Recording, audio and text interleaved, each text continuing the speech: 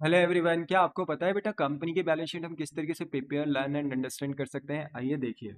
मेरे प्यारे बच्चों, जब हम कंपनी के बैलेंस शीट बनाते हैं तो कंपनी की जो बैलेंस शीट प्रिपेयर करी जाती है वो as per companies act 2013 prepare करी जाती है। क्योंकि कंपनीज के ऊपर जो कानून अप्लाई होता है, एक्ट जो अप्लाई होता है, वो कंपनीज एक्ट 2013 होता है। और कंपनीज एक्ट 2013 के अंदर बेटा एक शेड्यूल है, शेड्यूल थर्ड, जिसके अंदर बेसिकली ये दिया गया है कि कंपनी की फाइनेंशियल स्टेटमेंट हमें कैसे ड्रॉ करनी है। फाइनेंशियल स्टेटमेंट बोले तो बैलेंस शीट, एंड कैसे हम अपनी कंपनी का स्टेटमेंट ऑफ P&L बनाएंगे। तो शेड्यूल थर्ड ना फर्दर दो पार्ट्स में क्लासीफाई होता है, part one and part two. Part one में बेटा हम अपनी कंपनी की बैलेंस शीट को एक्सप्लेन करते हैं, यानी फाइनेंशियल पोजीशन को एक्सप्लेन करते हैं कि हमारे बिजनेस की लायबिलिटीज और हमारे बिजनेस के एसेट्स की पोजीशन क्या है।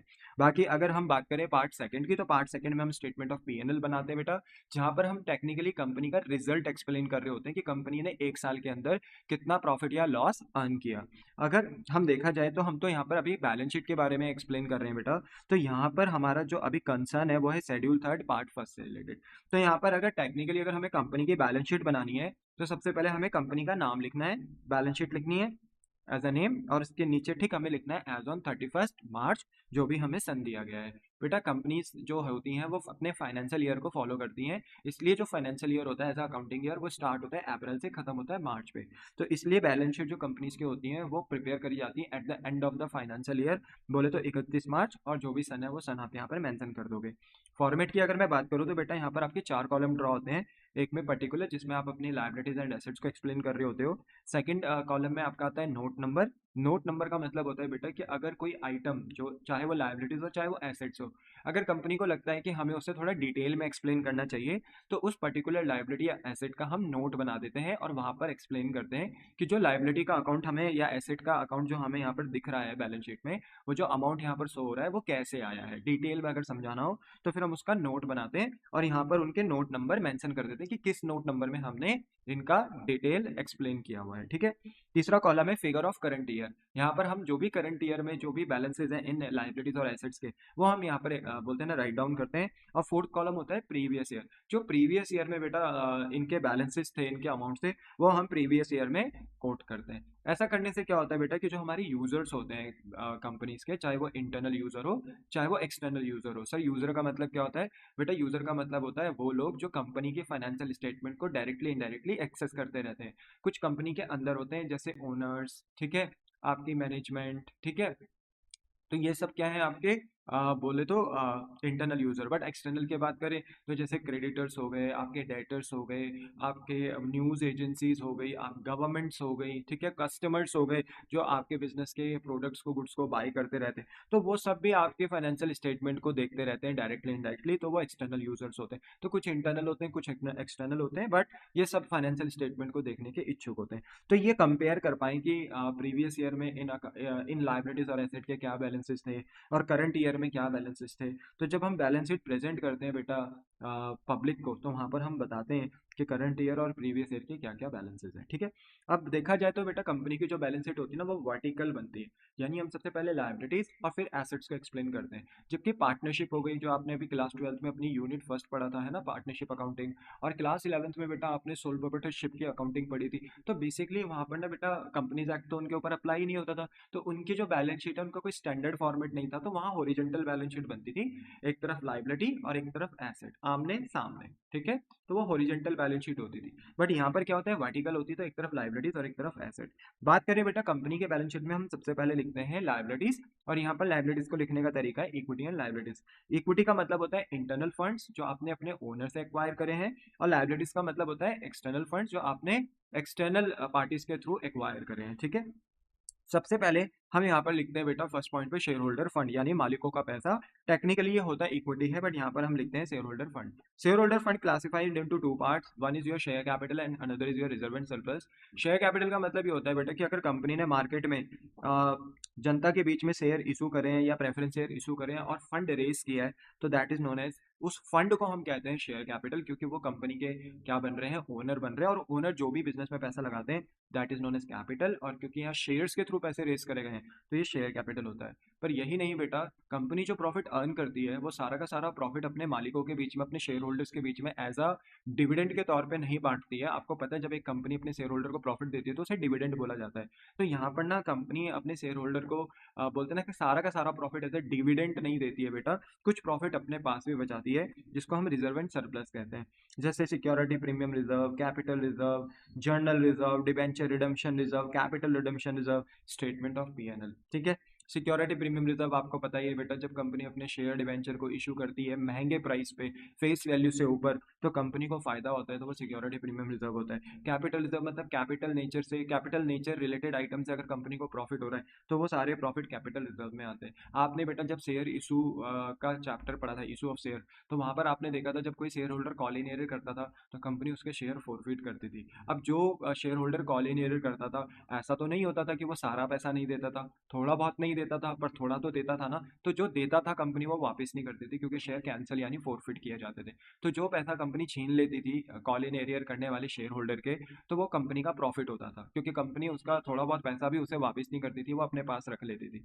तो ऐसे में वो कंपनी का फायदा होता था। जब लेटर ऑन कंपनी वो शेयर फोरफिट रीशू करती थी तो कंपनी उस प्रॉफिट को, जो शेयर फोरफिट के टाइम पे हुआ है, कैंसिल करने के दौरान हुआ है, वो कंपनी प्रॉफिट कहाँ ट्रांसफर कर देती थी, कैपिटल रिजर्व में। वहीं आपने एक कंसेप्ट और पढ़ा था बेटा, issue of share for consideration other than cash में। अगर कंपनी किसी का होल बिजनेस एक्वायर करती है, और अगर होल बिजनेस वो सस्ते में एक्वायर करती है, यानी उस बिजनेस के जो नेट एसेट्स होते हैं, total asset minus external liabilities, जो नेट एसेट होते हैं, अगर हम वो सस्ते में एक्वायर कर ले तो हमारा फायदा होता था, तो हम उसको कहाँ बेचते थे, कैपिटल रिजर्व में। बात करें जनरल रिजर्व में, तो बेटा जनरल रिजर्व हमारा एक ऐसा रिजर्व होता है जिसको हम बिजनेस में कहीं भी यूज कर सकते हैं, और ये क्रिएट होता है स्टेटमेंट ऑफ पीएनएल से। स्टेटमेंट ऑफ पीएनएल एक ऐसा प्रॉफिट होता है बेटा जो आप हर साल कमा रहे होते हो और थोड़ा थोड़ा यहाँ बचा रहे होते हो, क्योंकि आप सारा प्रॉफिट तो मालिकों के बीच में नहीं बांटते, तो थोड़ा बहुत जो प्रॉफिट बचा लेते हो वो स्टेटमेंट ऑफ पीएनएल में होता है। अब स्टेटमेंट ऑफ पीएनएल का थोड़ा प्रॉफिट अगर आप जनरल रिजर्व में डाल दो तो जनरल रिजर्व क्रिएट हो जाता है, थोड़ा प्रॉफिट अगर आप डीआरआर, डिवेंचर रिडम्पशन रिजर्व में डाल दो तो डीआरआर क्रिएट हो जाता है। स्टेटमेंट ऑफ पीएनएल का थोड़ा प्रॉफिट अगर आप कैपिटल रिडम्पशन रिजर्व में डाल दो तो सीआरआर क्रिएट हो जाता है।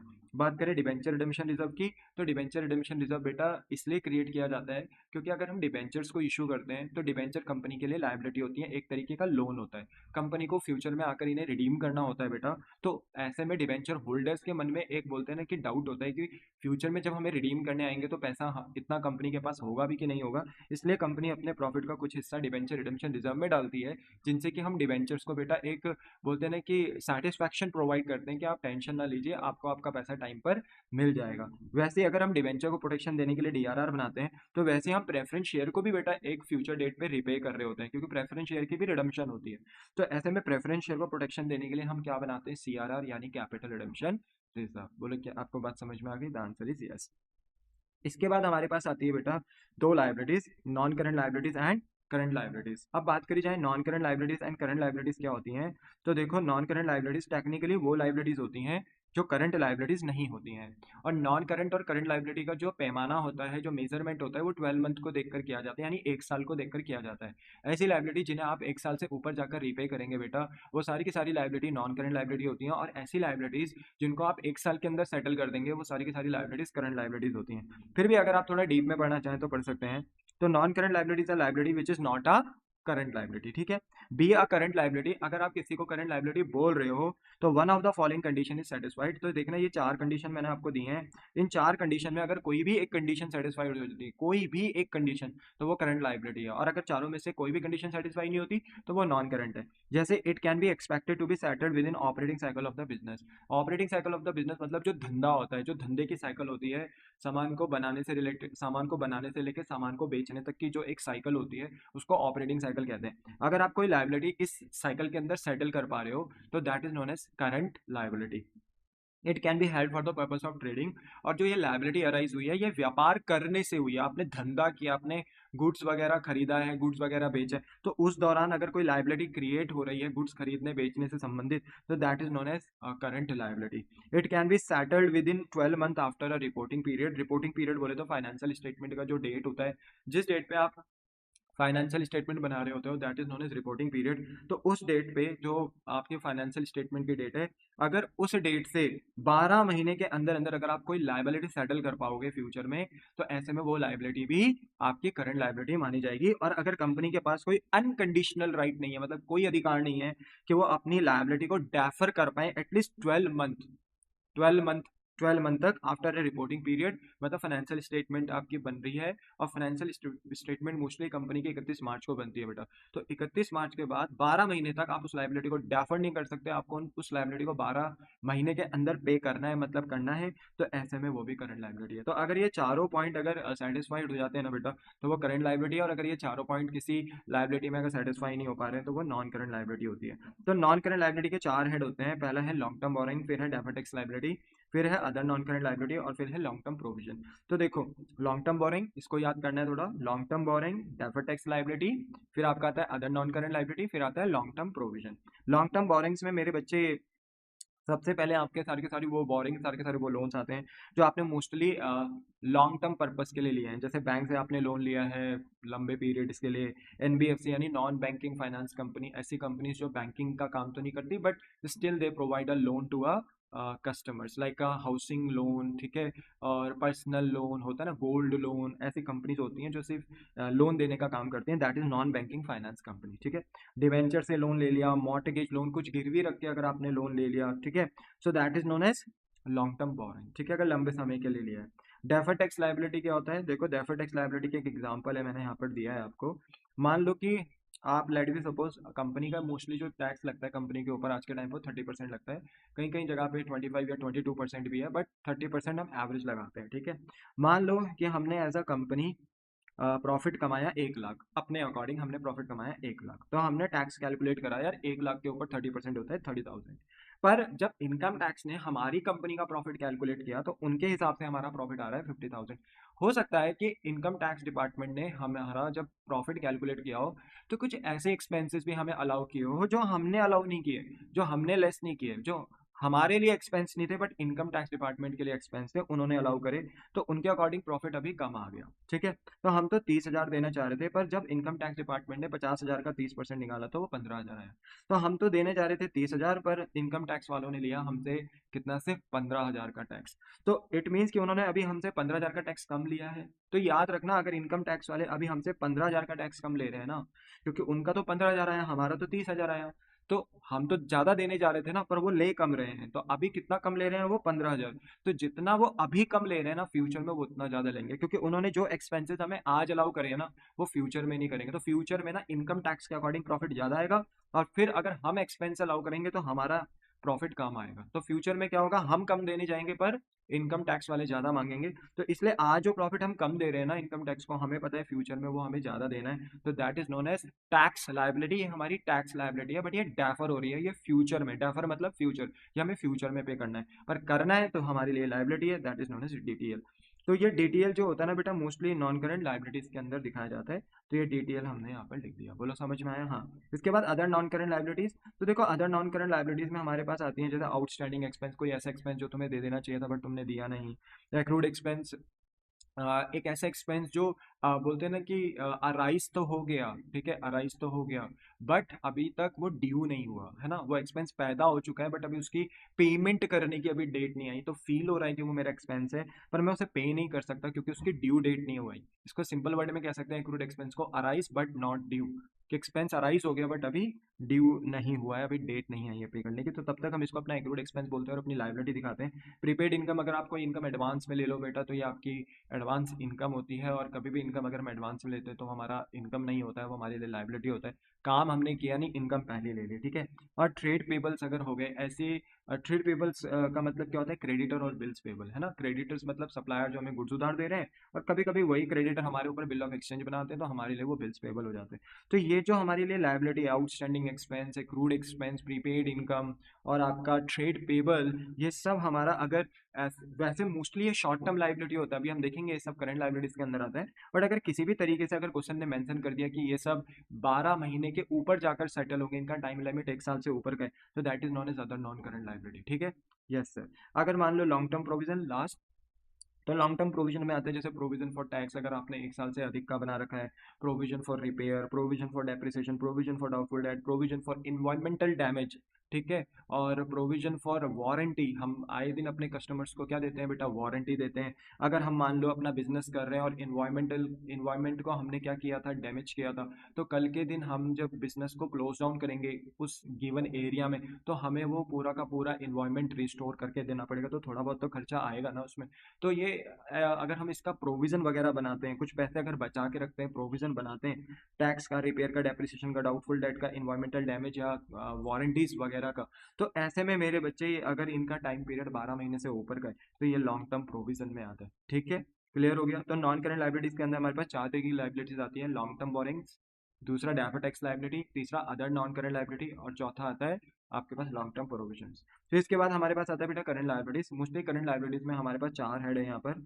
ठीक है, जो हमारे पास 4 पॉइंट है वो है शॉर्ट टर्म बोरिंग, देखो लॉन्ग टर्म का उल्टा शॉर्ट टर्म बोरिंग। अच्छा, डेफर टैक्स का ना यहाँ पर डेफर टैक्स की जगह पर यहाँ करंट लाइबिलिटीज में आता है ट्रेड पेबल बस। ठीक है, ट्रेड पेबल अभी मैंने बताया था क्रेडिटर प्लस बिल्स पेबल।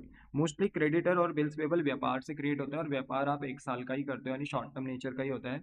तो ये क्रेडिटर और बिल्स पेबल भी ना मेरे बच्चे शॉर्ट टर्म नेचर के ही होते हैं। ठीक है ना, क्योंकि हम ईयरली बेसिस पे अपना व्यापार करते रहते हैं, तो शॉर्ट टर्म नेचर का होता है trade payable, mostly current liability में आता है। पर किसी भी वजह से अगर ट्रेड पेबल बेटा किसी भी तरीके से क्रेडिटर और बिल्स पेबल का टाइम लिमिट 12 महीने से ऊपर का हो गया, अगर हमने अपने सप्लायर को 12 महीने से ऊपर की पेमेंट करनी है, अगर हम अपने बोलते हैं ना कि बिल्स पेबल की पेमेंट तो खैर 3 महीने की होती है, बट अगर क्रेडिटर्स की पेमेंट अगर हम किसी भी तरीके से अगर लॉन्ग टर्म में कर रहे हैं तो वो फिर किस में आ जाता है, अदर नॉन करंट लायबिलिटीज में आ जाता है। फिर अगर हम देखें अदर नॉन करंट लायबिलिटी का उल्टा other current liability, long term provision का उल्टा शॉर्ट टर्म प्रोविजन। ठीक है बेटा, तो जिस बच्चे को नॉन करंट लायबिलिटी याद हो गया तो उसका जस्ट अपोजिट करंट लायबिलिटीज होता है, बस डेफर्ड टैक्स लायबिलिटी की जगह पे ट्रेड पेबल आ जाता है। ठीक है, अब शॉर्ट टर्म बोरिंग में वही लोन वगैरह अगर आपने शॉर्ट टर्म नेचर्स के लिए हैं तो वो शॉर्ट टर्म बोरिंग में आता है, ट्रेड पेबल में क्रेडिटर और बिल्स पेबल आता है, अदर करंट लायबिलिटी में वही आउटस्टैंडिंग एक्सपेंस, एक्रूड एक्सपेंस और प्रीपेड इनकम्स आता है, ट्रेड पेबल नहीं, क्योंकि ट्रेड पेबल का सेपरेट हेड होता है यहाँ पे शॉर्ट टर्म में। ठीक है, अच्छा शॉर्ट टर्म प्रोविजन में वही provision for tax, repair, depreciation, doubtful debt, अगर आपने इनके प्रोविजंस बनाए हैं तो ये शॉर्ट टर्म प्रोविजंस में आते हैं। ठीक है, फिर हम इनका टोटल करते हैं तो ये हमारी लायबिलिटीज का टोटल हो जाता है। फिर हम एसेट्स में आते हैं बेटा, तो एसेट्स में देखो हमारे पास 2 तरीके के एसेट्स होते हैं, एक होते हैं नॉन करंट एसेट और एक होते हैं current asset. Non current asset में बात करें तो पहला एसेट होता है हमारे पास फिक्स एसेट, जो हम बिजनेस के अंदर यूज करते हैं, जैसे tangible asset, intangible asset, capital work in progress और इनटेंजिबल एसेट अंडर डेवलपमेंट। ये हमारे पास 4 एसेट होते हैं। ठीक है, टेंजिबल एसेट की बात करें वो सारे के सारे एसेट जो बिजनेस के अंदर यूज करते हैं और वो विजिबल्स होते हैं, हम उन्हें टच सीन कर सकते हैं, जैसे कि plant, machine, furniture, fixture, land and building, vehicles, factory premises etcetera, जो विजिबल्स होते हैं जिनको सीन टच किया जा सकता है, जो बिजनेस के अंदर यूज होते हैं, that is known as tangible fix asset. पर दूसरे होते हैं इंटेंजिबल फिक्स एसेट, जैसे goodwill, patent, copyright, trademark, brand name, franchisee, prototype. Prototype देखे आपने, किसी का डिजाइन वगैरह जो होता है, जैसे ब्लू प्रिंट कहते हैं हम, बिल्डिंग का ब्लू प्रिंट हो गया, या मान लो अगर हम कार डिजाइन कर रहे हैं तो उसका जो डिजाइन होता है that is known as prototype.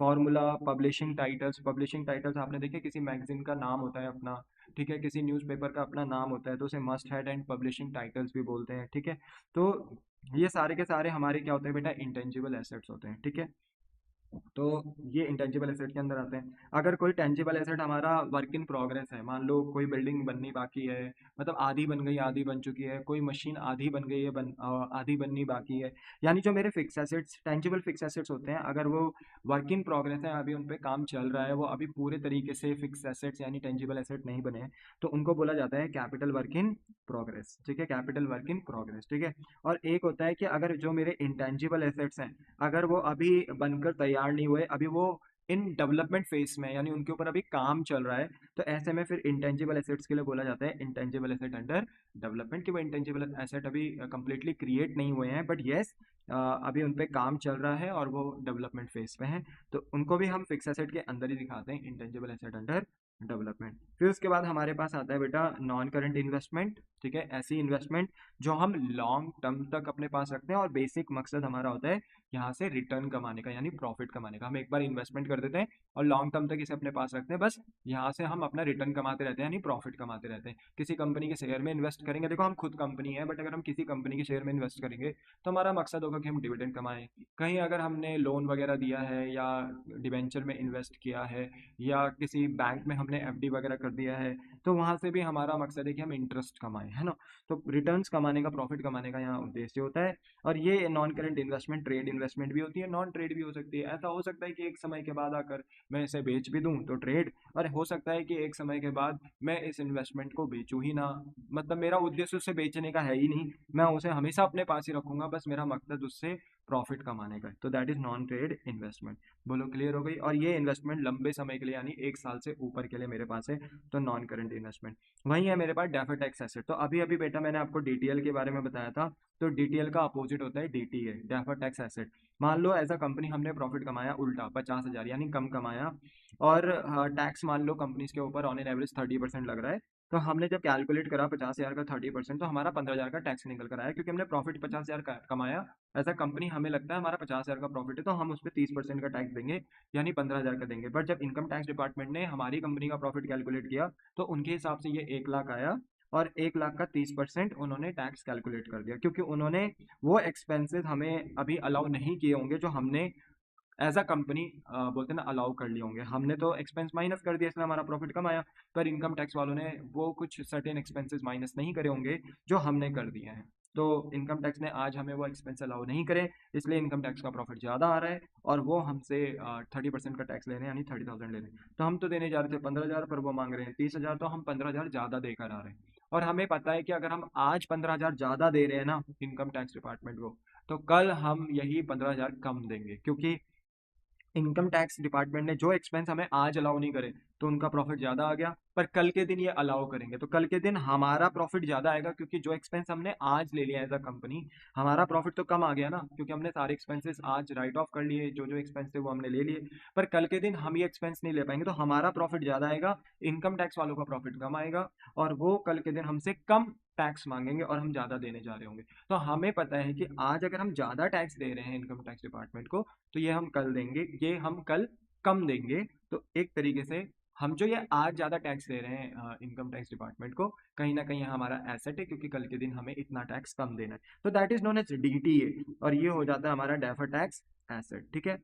और नेक्स्ट हमारा long term loans and advances. अगर किसी भी तरीके से बेटा कंपनी ने किसी को लोन दिया है ना, लोन टू इंडिविजुअल्स, किसी राम श्याम मुकेश को या किसी कंपनी को या किसी ऑर्गेनाइजेशन को लोन दिया है, या कंपनी ने जब किसी के साथ कॉन्ट्रैक्ट किया है गुड्स का, या डील करी है किसी भी तरीके से बिजनेस डील्स, और वहां पर कंपनी ने मान लो let be suppose long term के लिए मतलब एक सिक्योरिटी डिपॉजिट जमा करा है ना। होता है ना जब हम कॉन्ट्रैक्ट करते हैं टोकन मनी देना पड़ता है, सिक्योरिटी मनी देना पड़ता है। तो मान लो हमने एडवांस मनी डिपॉजिट किया, और ये एक ऐसा कॉन्ट्रैक्ट है जो आज से एग्जीक्यूट होगा 2 साल बाद 3 साल बाद, तो हमने एडवांस 2 साल 3 साल पहले ही दे दिया, तो ये एक तरीके से हमारे लिए long term loans and advance हो गया। अगर हम किसी को लोन दे रहे हैं लंबे समय का, जरूरी थोड़ी कि हम लोन लेंगे, अगर हम लोन लेते हैं वो लॉन्ग टर्म बोरिंग आइदर या तो शॉर्ट टर्म बोरिंग में आता है, बट अगर हम किसी को लोन दे रहे हैं तो वो लॉन्ग टर्म लोन्स में आता है। और अगर हमने कॉन्ट्रैक्ट अगर ऐसे करे हुए हैं जहां पर हमने सिक्योरिटी मनी एडवांस दिया है 2 साल का, 3 साल का, 5 साल का, तो वो आता है long term loans and advances advances के अंदर, ठीक है।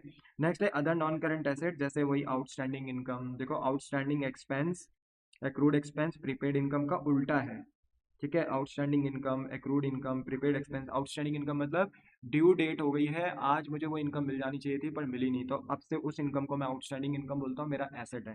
एक्रूड इनकम, इनकम अर्न कर ली मैंने, कमा ली, बट अभी तक उसकी ड्यू डेट नहीं आई, रिसीव करने की डेट नहीं आई, तो तब तक मैं उस इनकम को अपनी एक्रूड इनकम कहता हूँ कि अर्न तो कर लिया मैंने, कमा तो लिया, काम वाम सब कर लिया, पर अभी इनकम रिसीव नहीं कर सकता क्योंकि टाइम नहीं आया। नेक्स्ट है प्रीपेड एक्सपेंस। कोई एक्सपेंस अगर मैं एडवांस में कर दूँ ना बेटा, एडवांस में उसका टाइम भी नहीं आया एक्सपेंस का भी पे करने का, बट मैंने उसे एडवांस में पे कर दिया, तो टेक्निकली वो मेरा एक्सपेंस नहीं, मेरा एसेट होता है। और trade receivable like a debtor, BR, यहाँ पे बीआर बेटा मैंने गलती से लिखा क्योंकि बीआर 3 महीने के होते हैं, बट डेटर आप ले सकते हो, ठीक है। ट्रेड रिसीवेबल के अंदर डेटर्स, तो अगर इनका टाइम लिमिट ना किसी भी तरीके से अगर 12 महीने से ऊपर निकल जाता है, 12 महीने से ऊपर निकल जाता है, तो ऐसे में मेरे बच्चे ये अदर नॉन करंट एसेट कहलाए जाते हैं। वैसे तो ये सब करंट एसेट होते हैं, बट अगर क्वेश्चन स्पेसिफाई कर दें कि इनकी टाइम लिमिट 1 साल से ऊपर की है, तो फिर ये अदर नॉन करंट एसेट में डील किए जाते हैं। फिर हमारे पास आता है करंट एसेट। करंट एसेट में बेटा हमारे पास देखो, सबसे पहले आता है करंट इन्वेस्टमेंट, ऐसी इन्वेस्टमेंट जो हम 12 महीने के अंदर लिक्विडेट कर देंगे, जैसे investment in equity shares, investment in preference share, investment in debenture, या शॉर्ट टर्म नेचर के लिए हमने म्यूचुअल फंड्स में पैसे जमा कर रखे हैं। तो कहने का मतलब ये एक ऐसी इन्वेस्टमेंट है जो शॉर्ट टर्म नेचर के लिए हमने करी है, इससे हमें रिटर्न नहीं कमाना, बस बेचकर, इन्हें बेचकर बस एप्रिसिएशन कमाना है, यानी जो बेचकर जो फायदा होगा वो कमाना है। तो करंट इन्वेस्टमेंट होता है ये हमारा, ठीक है। नेक्स्ट है इन्वेंट्री।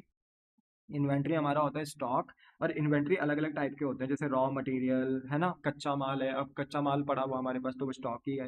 वर्क इन प्रोग्रेस, कुछ माल बोलते हैं ना रॉ मटेरियल है ना वो फिनिश गुड्स है, वो आधा बन चुका है आधा बनना बाकी है, तो अगर ऐसा गुड्स, ऐसा माल पड़ा हुआ है जो वर्क इन प्रोग्रेस है, तो उसे वर्क इन प्रोग्रेस कहते हैं। एक कैपिटल वर्क इन प्रोग्रेस है, वो टेंजिबल एसेट के लिए यूज हो रहा था, समझे, फिक्स एसेट आधा बन चुका है और आधा बनना बाकी है, तो अगर टेंजिबल एसेट आधा बन चुका है आधा बनना बाकी है तो उसके लिए कैपिटल वर्क इन प्रोग्रेस होता है। पर गुड्स, अगर गुड्स जो स्टॉक्स होते हैं अगर वो आधा बन चुका है और आधा बनना बाकी है, तो उसके लिए सिर्फ वर्क इन प्रोग्रेस लिखा जाता है, वो भी हमारा इन्वेंट्री है। फिनिश गुड्स जो माल बनकर तैयार हो चुका है, अब हमें उसे बेचना है बट अभी वो बिक नहीं पाए, तो वो भी हमारा इन्वेंट्री है, फिनिश गुड्स में आता है। गुड्स हेल्ड फॉर ट्रेडिंग, बन बनाया माल है, ठीक है, बन बनाया माल खरीदा हुआ है, बस अब व्यापार करने की देरी है, बेचने की जरूरत है, तो that is known as goods held for trading, इसका भी अपना इन्वेंट्री होता है। Loose tools and store and spare. Loose tools आपने देखा होगा, रेंचेस होते हैं, हैमर्स होते हैं, स्क्रू ड्राइवर्स होते हैं, बिजनेस में रखे हुए कि भाई कभी मशीन मशीन अगर रिपेयर करनी पड़े तो इनका यूज़ करेंगे, that is known as loose tool. Store and spare, आप देखते होंगे स्टोर के अंदर हम अपने कुछ ऐसे मटेरियल्स रखते हैं या कुछ ऐसे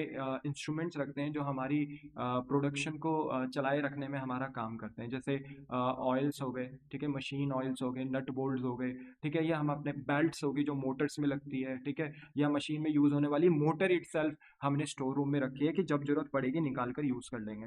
तो स्टोर एंड स्पेयर, तो वो जो हमने सारे के सारे आइटम्स अपने स्टोर में रखे हुए हैं, तो वो हो गए स्पेयर पार्ट्स। और वो जो खुद एक स्टोर हमने बना रखा है जिसमें हमने ये स्पेयर पार्ट्स रखे हैं कि कभी भी प्रोडक्शन में अगर मशीनों में कोई कमी बेसी आए तो हम यहाँ से ये आइटम यूज़ कर कर बोलते हैं ना अनइंटरप्टेड, बोलते हैं ना कि तरीके से अपना प्रोडक्शन कर सकें और अपने प्रोडक्शन में किसी तरीके से रुकावट ना आए, तो हमने जो इक्विपमेंट्स अपने स्टोर में रखे हुए that is known as spare parts, और इसको पूरा बोलते हैं स्टोर एंड स्पेयर। जहाँ रखा है वो स्टोर और जिसमें रखे हैं वही हमने equipment, that is known as spare. तो टोटल मिला के से बोला जाता है स्टोर एंड स्पेयर। तो ये हमारे क्या होते हैं बेटा, हमारे इन्वेंट्री होती हैं। देखा जाए तो मेरे बच्चे, मैं आपको दिखा देता हूँ। लाइक देखो, जैसे ये व्यक्ति है, ये व्यक्ति कुछ ना कुछ देखो निकाल रहे हैं स्टोर में जाके, तो ये क्या निकाल रहे हैं, नट बोल्ट निकाल सकता है, ऑयल निकाल सकता है, ग्रीस निकाल सकता है, ये सब मशीनों में यूज होता है। तो ये हमारा हो गया स्टोर एंड स्पेयर, ये इन्वेंट्री है, ठीक है। और अगर मैं बताऊं लूज टूल्स का, तो ये हो गया देखो लूज टूल्स, देख रहे हो आप, ये सब हमारे लूज टूल्स होते हैं, तो इनको भी हम अपने प्रोडक्शन में यूज कर रहे होते हैं, तो ये भी हमारी इन्वेंट्री होती है, ठीक है।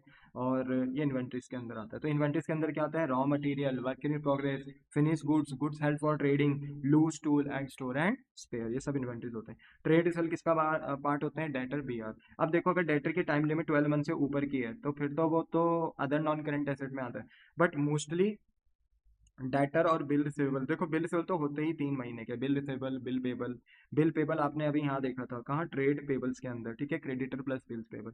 तो बिल पेबल हो गए, बिल रिसीवेबल हो गए, 3 ही महीने के होते हैं। पर हाँ, जो डेटर्स हैं वो आपके अगर लॉन्ग टर्म हो रहे हैं किसी भी वजह से, है ना, क्वेश्चन ने मेंशन कर दिया, तो वो अदर नॉन करंट एसेट्स में आएंगे, but yes mostly debtor short term होते हैं तो ट्रेड रिसीवेबल में आते हैं। और बिल रिसीवेबल तो होते ही 3 महीने के हैं, तो ये भी आपके ट्रेड रिसीवेबल के अंदर ही आते हैं, ठीक है।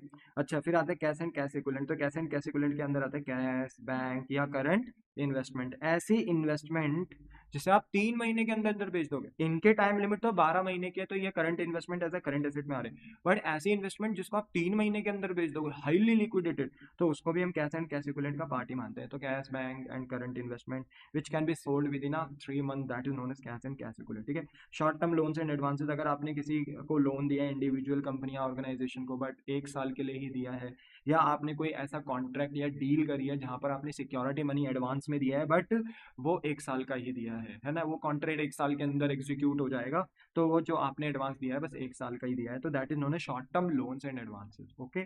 और नेक्स्ट आता है अदर करंट एसेट, जैसे आउटस्टैंडिंग इनकम, एक्रूड इनकम, अभी मैंने बताया था आपको अदर नॉन करंट एसेट में भी है। और prepaid expense, mostly outstanding income accrued income और प्रीपेड एक्सपेंस, ये आपके ना करंट एसेट ही होते हैं और ये अदर करंट एसेट्स के अंदर आते हैं। बट अगर क्वेश्चन मेंशन कर दे कि इनका टाइम लिमिट 12 महीने से ऊपर का है, तो ये अदर नॉन करंट एसेट में आते हैं। ठीक है, अब मैं आपको ट्रिक बता देता हूँ। देखो, इक्विटी एंड लायबिलिटी में शेयर होल्डर फंड हमें याद रहता है, share capital, reserve and surplus. Non current liability में ये भी याद हो जाएगा आपको, long term borrowing, deferred tax liability, other non current liability और long term provision. Current liability just opposite होता है नॉन करंट लायबिलिटी के, लॉन्ग टर्म बोरिंग है तो short term borrowing, but deferred tax liability की जगह यहाँ आगे आता है ट्रेड पेबल। और अदर नॉन करंट लायबिलिटी और लॉन्ग टर्म प्रोविजन का उल्टा हो गया अदर करंट लायबिलिटी और शॉर्ट टर्म प्रोविजन।